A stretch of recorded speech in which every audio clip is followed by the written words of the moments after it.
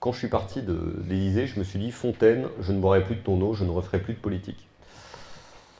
J'ai dû me faire cette promesse à moi-même en me disant très bien que je ne la respecterai pas parce que la politique, c'est ma passion.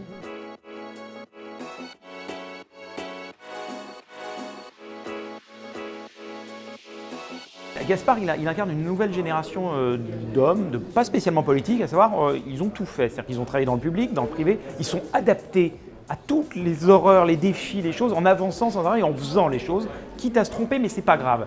Et ça, c'est nouveau et je pense que dans l'avenir politique, en tout cas, on aura de plus en plus de gens qui ont son profil.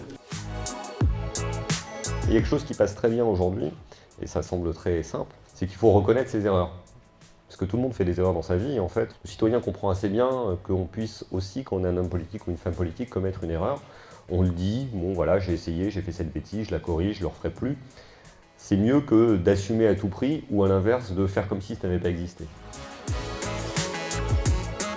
Parce que c'était vraiment des échanges très simples, quelqu'un qui se prend pas la tête et qui est là pour un projet citoyen, qui peut être bon ou mauvais, mais qui a le mérite d'être entendu et éclairci.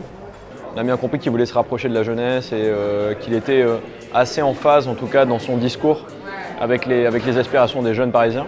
J'ai trouvé qu'il a présenté de très bons arguments par rapport au renouvellement de la classe politique et de la fraîcheur qu'il apporterait.